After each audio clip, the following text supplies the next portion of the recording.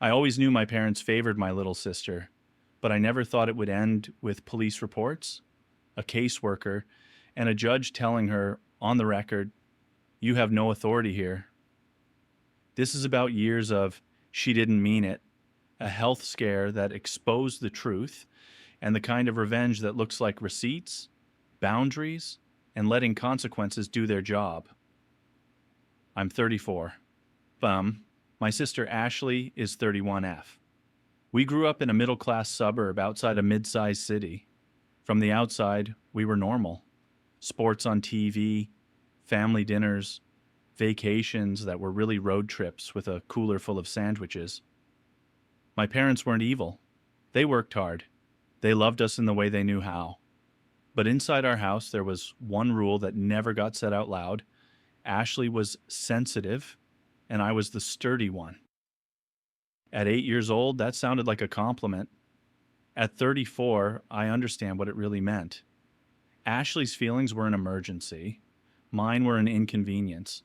Ashley learned early that tears worked better than truth. If she forgot homework, the teacher was mean. If she didn't make a team, the coach was playing favorites. If she broke something, it was an accident.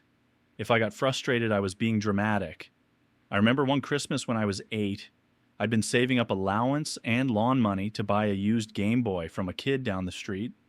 Ashley wanted one too, but she never saved a cent. Christmas morning, she ripped open a brand new Game Boy and squealed like she'd won the lottery. I opened my box and found socks and a paperback. I didn't throw a fit. I just asked, "Why does she get one?" My mom said the phrase I heard 100 times growing up: "You're older, you understand." Apparently, understanding was a synonym for "you go without." By middle school, my money started disappearing from my room. I'd save tips from mowing lawns, and a week later, the envelope in my drawer would be lighter. I told my parents. They said, "Don't accuse your sister without proof." So I tried to get proof. One afternoon, I put a strip of tape across my drawer so I'd know if it had been opened. When I got home, the tape was broken. I showed my dad. Ashley started crying on cue and said she was looking for a charger. My dad sighed like I was exhausting him and said, "You need to stop creating conflict." That's when I learned the real rule. The discomfort of confronting Ashley mattered more than the fact she was stealing from me. In high school, the stealing turned into borrowing, and the borrowing turned into I don't know what happened. I bought my first car at 17 with my own savings, a dented Honda with 170,000 miles, and an AC that worked only when it felt like it. Ashley loved it immediately and started asking to borrow it for just an hour. I tried to set basic rules: put gas back, don't take friends, call if you're running late. She'd agree, then ignore all of it. She'd come home with an empty tank and a new scratch and say, wide-eyed, "I swear it was already like that."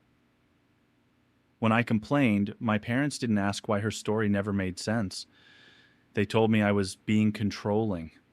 My mom said, "Sharing is part of being a family." I remember standing in the kitchen thinking, I pay for the gas, I pay for the insurance. How am I the bad guy? Once Ashley realized my parents would protect her from consequences, she got bolder. She didn't just take things, she rewrote reality. Example, college money. My parents had always said they'd help with college. I got into a state school with a decent scholarship. Not a full ride, but enough that if my parents contributed even a little, I could graduate without drowning in loans. The week I got my acceptance letter, my mom sat me down and said they had to rethink what they could give me because Ashley was struggling and they wanted to pay for private tutoring to support her. I said, okay, because I'd learned arguing just made me the villain. I picked up more hours at my job and applied for every scholarship under the sun. A month later, I found out the tutoring was actually Ashley's dance team doing out-of-state competitions. Hotels, fees, outfits, the whole thing. She quit halfway through the season because it was too stressful. My dad said it helped her confidence, like that was the end of the discussion. Another example, when Ashley got caught shoplifting lip gloss at the mall. I wish I was kidding. She called my parents crying and said the security guy targeted her. My parents rushed over. She got a stern talk, a hug, and a new set of rules that lasted about a week. Later, when I brought it up, my mom snapped. Stop holding things over her head. Meanwhile, I was the kid who got lectured if I forgot to take out the trash. In college, Ashley started using me as a convenient villain. If she needed money and my parents hesitated, she'd say, "Mark never helps me, and you always help him." If my parents were upset with her, she'd say, "He's been saying you're too soft on me." Half the time, I hadn't even spoken to them that week. One time, my mom called me furious because Ashley said I told her mom was embarrassing at a family BBQ. I hadn't said that. I wasn't even at the BBQ. I asked my mom, "Did you ask her when I said it?" My mom said, "Why would she lie?" I said, Because it works." My mom went quiet, then said, "Don't start." That "don't start" was basically a family motto. Don't start. Don't rock the boat. Don't force us to look at what we're doing. By my mid-20s, Ashley had a revolving door of jobs and relationships. Every boss was toxic. Every coworker was jealous. Every breakup was because the guy was controlling. My parents kept rescuing her, paying late rent, co-signing a car loan, covering her phone bill, just until she gets on her feet. The co-signed car loan was a disaster. Ashley missed payments. My parents got the calls, and somehow Ashley convinced them it was the lender harassing her. When I said, maybe she should sell it and get something cheaper, my dad snapped, "Stop judging your sister." Ashley's talent wasn't just manipulation. It was making everyone else responsible for cleaning up the mess. When I got my first real job in IT, I moved 2 hours away. That distance was the first time I could breathe. I could choose when to answer the phone. I could end a conversation when it turned into emotional hostage taking. Ashley hated that. She'd text me things like, "Mom's really sad you don't visit," or "Dad thinks you're too good for us now." If I didn't respond fast enough, she'd send, "Wow, okay, guess you're busy." I'd call my parents and they'd sound fine. The sad thing was always exaggerated. Ashley was just checking whether she could still pull my string, so I started setting small boundaries. "No, I'm not lending money." "No, I'm not mediating your fight with mom." "No, I'm not explaining your choices to dad." Each boundary triggered the same cycle. Ashley got upset. My parents called me to manage Ashley's upset, and I was expected to apologize for upsetting her. I hate admitting it, but for a while I kept doing it. I'd smooth it over because I wanted a relationship with my parents, and I thought this was the price. Then I met my wife. Getting serious with someone outside the family system changes your eyesight. My wife would hear the same story I'd been telling myself. "That's just Ashley." And she'd say, "That's not normal." When we got married, Ashley insisted on being maid of honor even though she barely knew my wife. She made planning harder, showed up late to fittings, forgot appointments, and kept pushing for changes because it would be cuter. On the wedding day, she got tipsy and gave a speech that was 70% about herself and how she'd been through so much. People laughed politely. I wanted to disappear. Afterward, my parents said, she did her best. That was the moment I stopped hoping she'd magically mature. She wasn't going to change while the rest of us kept bending around her. Last year, my dad had a mild stroke. He recovered more than we expected, but it scared everyone. It also made one thing painfully clear. My parents had been winging their finances and legal planning, and Ashley had been helping. My parents asked me to come home for a weekend to get things organized.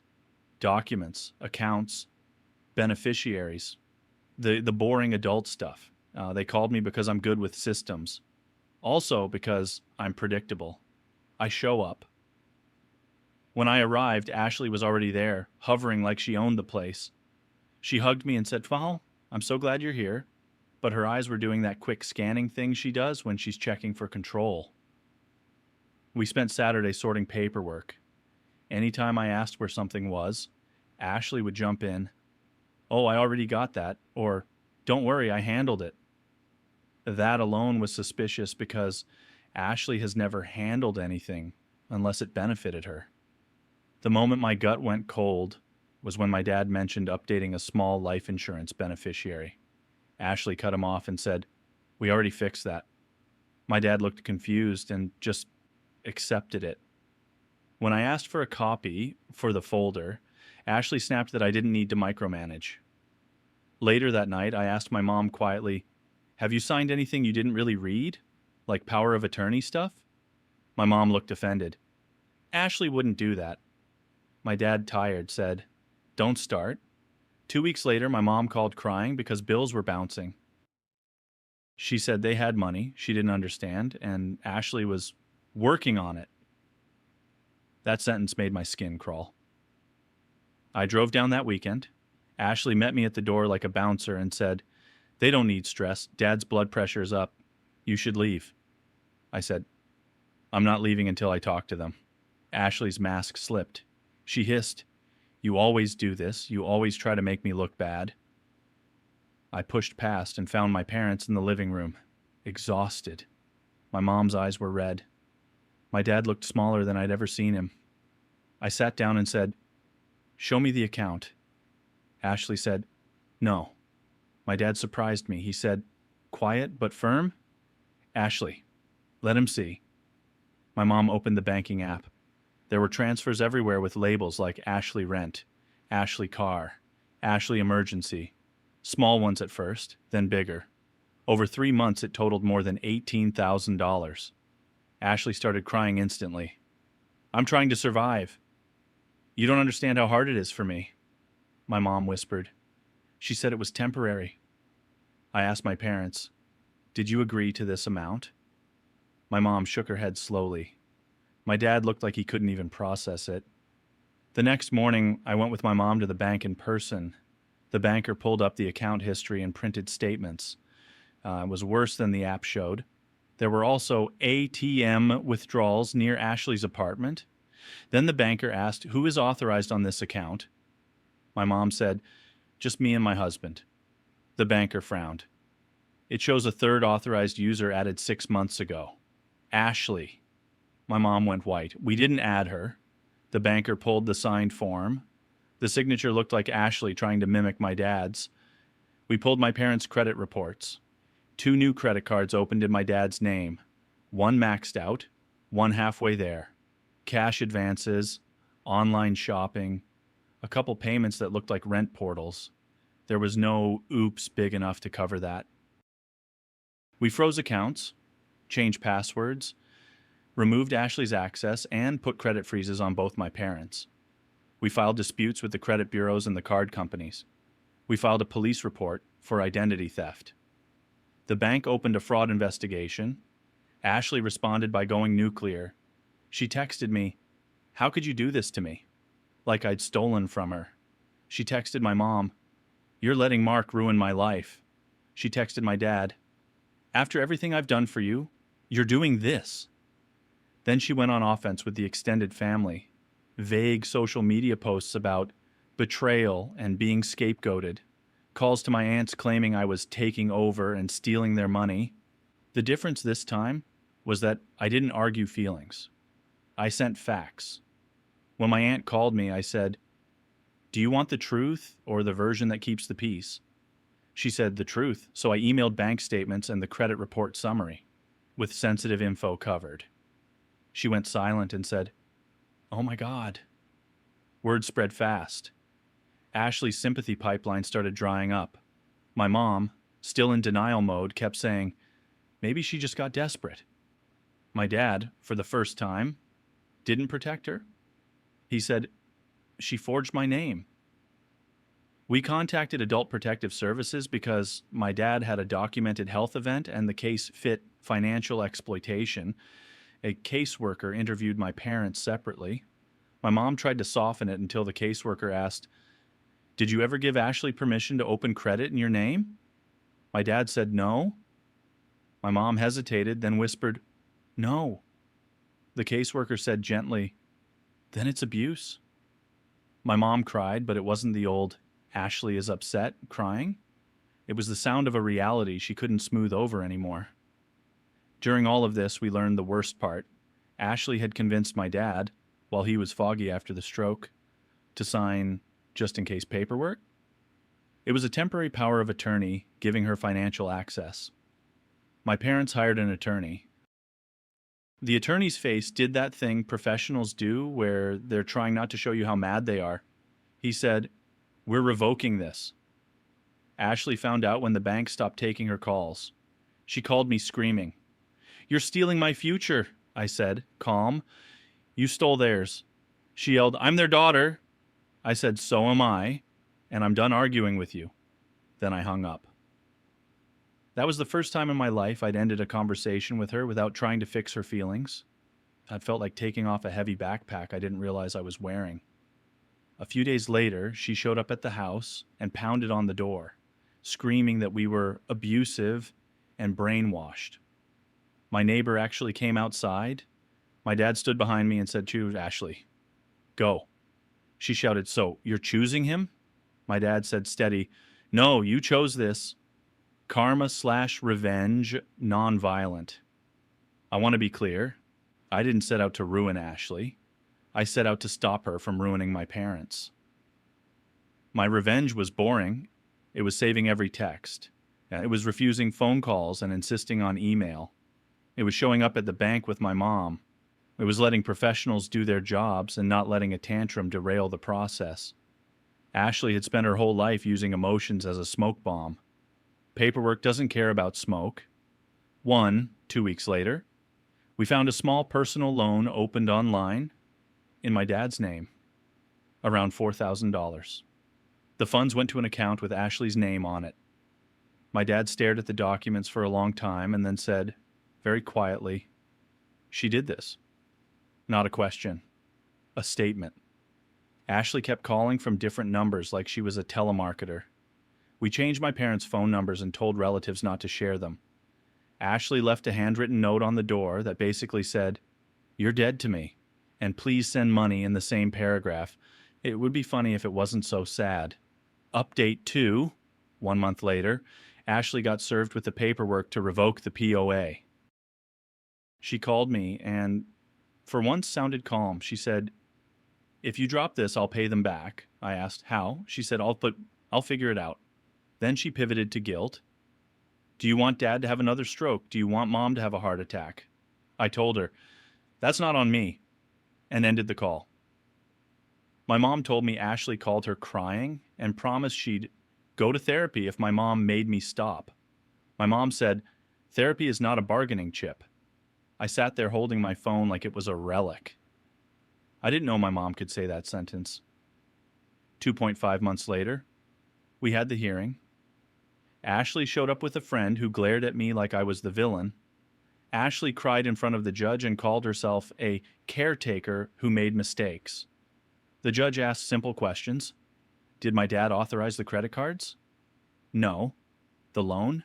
No. The transfers? No. Did he sign the POA knowingly? No. Ashley's attorney tried to imply my dad was confused because of the stroke. The judge asked my dad a few basic questions to assess him. My dad answered clearly. The judge did not seem impressed by the confused old man angle. The POA was revoked immediately. The judge told Ashley she had no authority to access any accounts or property. Outside the courthouse, Ashley hissed, "You're proud of yourself?" I said, "I'm proud of Dad." That was the first time she didn't have a comeback. 5 months later. Most of the fraud disputes went in my parents' favor. The credit card companies reversed most charges. The personal loan is being removed from my dad's credit. The bank locked down my parents' accounts with extra protections and notes so no one can call in and sweet talk a teller. Ashley's consequences are mostly social and financial, which is fitting. She can't get money from relatives anymore because everyone knows what happened. My aunt told her, "Ask the judge." I laughed harder than I'm proud of. Ashley also lost her apartment. I don't know the details and I don't want them. My parents offered short-term help, a cheap motel for a week. only if Ashley signed a repayment plan and agreed to counseling. Ashley refused, called them abusers, and tried to blame me again. My dad didn't open the door the last time she showed up. Right now, my parents are stabilizing. My dad is doing better, and my mom is grieving in a way that's finally honest. She'll say, I miss her, but she won't say, maybe it wasn't that bad. If she starts to, my dad shuts it down with a simple, no. Ashley is blocked on everything on my end. My parents keep one email channel open for documentation only. Ashley still hasn't apologized. She still talks like we ruined her life, like her life wasn't built on taking from everyone else.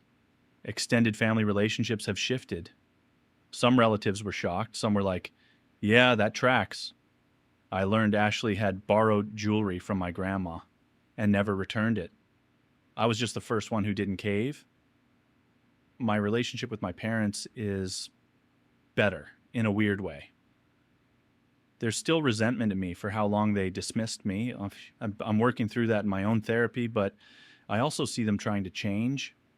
Genuinely, they're learning to tolerate Ashley being upset without sprinting to fix it. A few weeks ago, my mom said, I'm sorry we made you feel like you had to be the strong one all the time. I didn't have a big speech. I just said, thank you for saying that. Reflection. If you're the responsible kid in your family, here's what I learned the hard way. You can love people and still refuse to be used. Boundaries aren't cruelty. They're reality. Ashley counted on our family's habits, on the fact that my parents would rather soothe her feelings than face her behavior, and that I'd rather keep the peace than be seen as the bad guy. The second I stopped playing my part, the whole thing collapsed.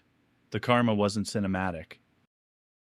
It was the boring, satisfying click of consequences, frozen accounts, official paperwork, a revoked POA, and the sudden silence when her manipulation didn't work anymore. The ending isn't perfect. Holidays are awkward. My mom still gets sad. But my parents are safer. My house is calm. And for the first time in my life, being responsible means taking care of myself too. I used to fantasize about some movie moment where Ashley looked me in the eye, admitted everything, and apologized. What I got instead was something quieter. My parents choosing reality over denial, over and over, even when it hurt. That choice is what actually changed the family. I also learned that forgiveness and access are two different things. I can hope Ashley gets help without letting her back into the part of my life she set on fire. I can love my parents without letting them hand me the role of peacekeeper. Again, if nothing else, this whole mess taught me that keeping the peace isn't peace when it's built on one person constantly taking and everyone else constantly shrinking. The peace I have now is smaller, sure, but it's real.